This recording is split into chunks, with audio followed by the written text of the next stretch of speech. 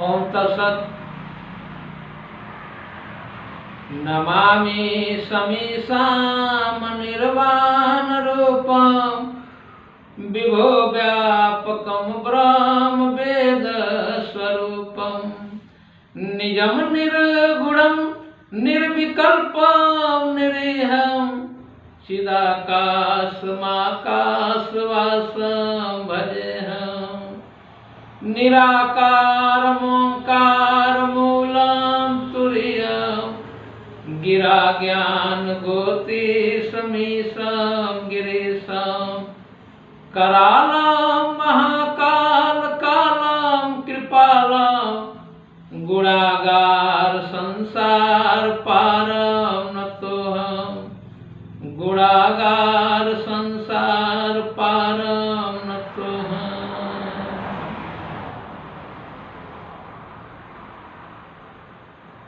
सनातन पंथ की विशेषता बताते हुए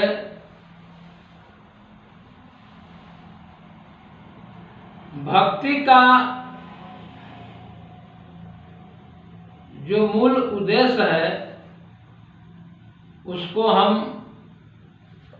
समझने की कोशिश करेंगे।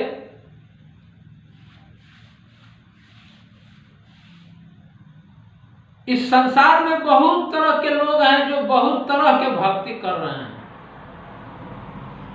जबकि शास्त्र मत और संत मत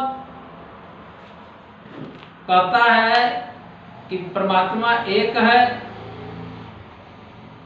मंजिल एक है, मार्ग भी एक है। सनातन पंथ एक ऐसा मार्ग है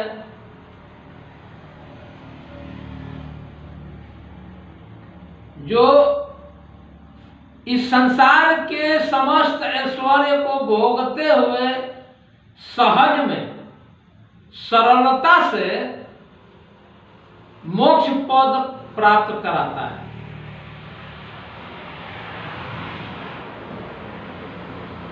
इस पंथ में माया और ब्रह्म का जो समन्वय है, माया और ब्रह्म का जो योग है, उसको बहुत बारीकी से समझाया गया है।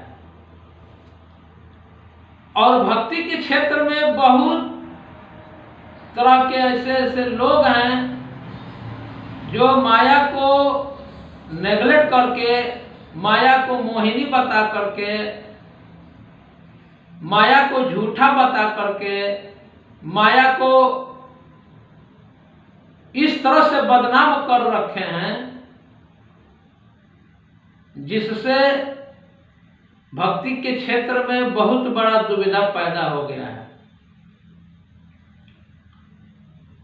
लेकिन सनातन मार्ग में जितना महत्व माया को दिया गया है उतना ही महत्व ब्रह्म को दिया गया है। सृष्टि की रचना में माया के बिना सृष्टि की रचना हो नहीं सकता है। जीवन के आनंदपूर्ण बनाने के लिए, जीवन को रसमय बनाने के लिए, आनंदमय बनाने के लिए माया का जो योगदान है ये अकथ है। माया के बिना ब्रह्म अधूरा है और ब्रह्म के बिना माया अधूरा है। ये अलग बात है कि ब्रह्म के बिना माया का अस्तित्व नहीं है, माया के बिना ब्रह्म का अस्तित्व है। लेकिन उस ब्रह्म से क्या लाभ जो जीवन में आनंद ही ना हो। जीवन में जो खेल है, इस खेल को समझना जरूरी है।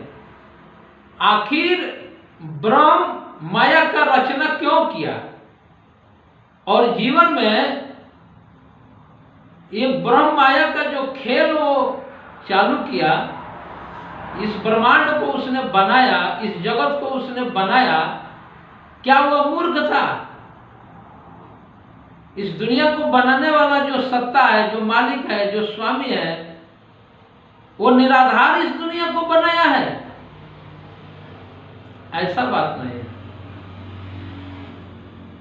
अगर परम सत्ता ने इस दुनिया को बनाया है तो उस बनाने के पीछे बहुत बड़ा राज है, और वह राज कब खुलेगा? जब आप माया और ब्रह्म दोनों को बहुत गहराई से समझ लेंगे।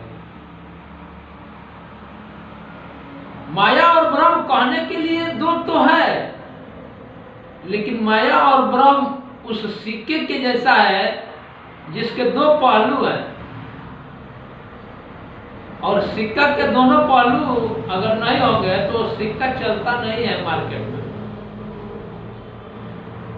जो हम नोट मार्केट में देखते हैं, उस नोट के दोनों साइड में छपाई नहीं होगा। एक साइड में छपाई हो जाए और एक साइड में सादा रह जाए तो फिर वो नोट चलेगा नहीं, उसका कोई महत्व नहीं रहेगा, उसका कोई वैल्यू नहीं रहेगा। इसलिए नोट के दोनों साइड छपाई होना जरूरी है। उसी तरह से इस संसार को चलने के लिए माया और ब्रह्म दोनों का तालमेल होना जरूरी है।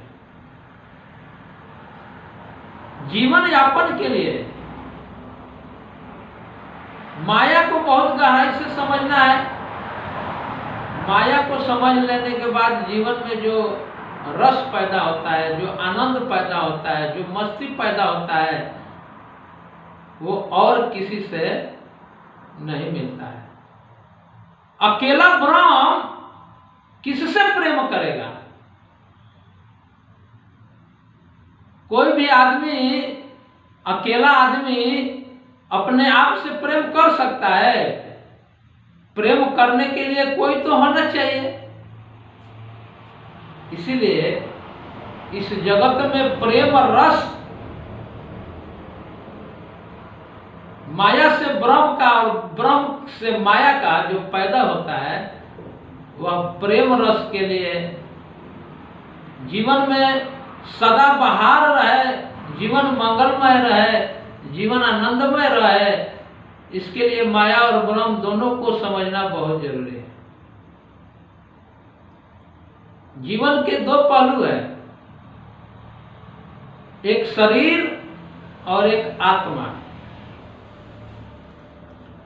आप विज्ञान पढ़ेंगे तो तीन पहलुओं को महत्वपूर्ण बनाता है विज्ञान: बॉडी, माइंड और सोल। आज दुनिया में बॉडी और माइंड पे बहुत तरह के रिसर्च हुए हैं, बहुत तरह के खोज हुए हैं, लेकिन सोल का खोज अभी तक विज्ञान नहीं कर पाया है। सोल का खोज तो संत ही कर पाए हैं, और संत ही सोल के बारे में जानते हैं, जिसे हम हिंदी में आत्मा कहते हैं।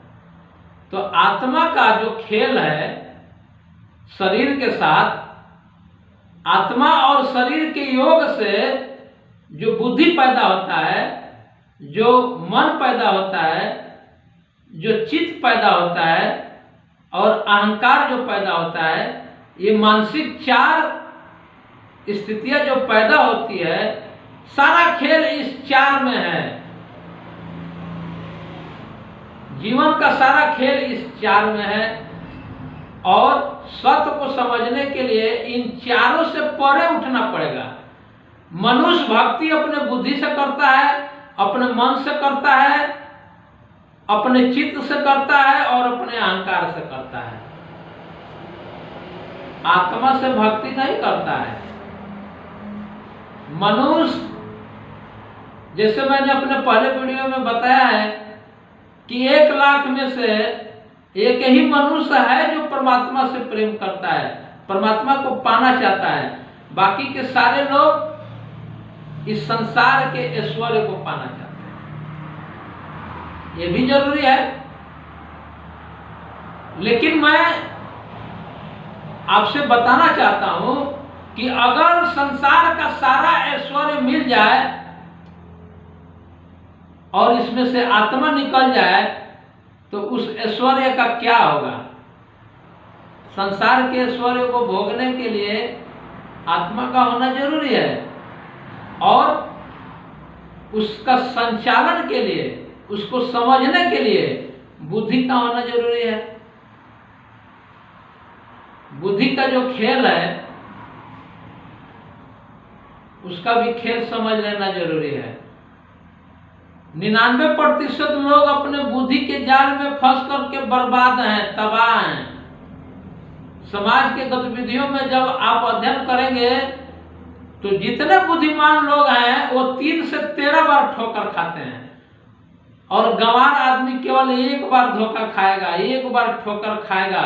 गंवार आदमी को आप केवल एक बार ठग सकते हैं, दोबारा उसको नहीं ठग सकते हैं। लेकिन जो बुद्धिमान आदमी है ना, उसको आप 3 से 13 बार ठग सकते हैं, क्योंकि वो अपना बुद्धि का इस्तेमाल इतना ज्यादा करता है कि अपने बुद्धि के चक्कर में उठाया जाता है।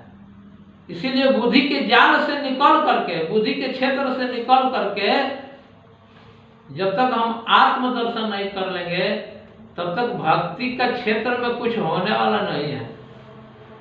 इसीलिए जिनको भक्ति से प्रेम है, भगवान से प्रेम है, वो आत्मदर्शन के तरफ चले। जो आत्मज्ञान प्राप्त कर लिए हैं उनके पास उठे बैठे जाए मिले। मनमानी भक्ति नहीं होती है।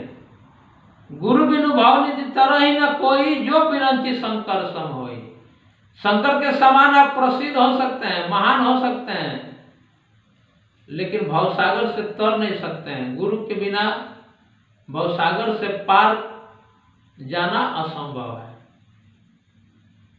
इसलिए जो भी आदमी भक्ति करना चाहता है वह गुरु का खोज करे, विषयों को गहराई से समझने का कोशिश करे, और उसकी जो पद्धति है, उसका जो नियम है, उसका जो सूत्र है, उसका परख करे और निरंतर उसका अभ्यास जारी रखे। ओम तत्सत।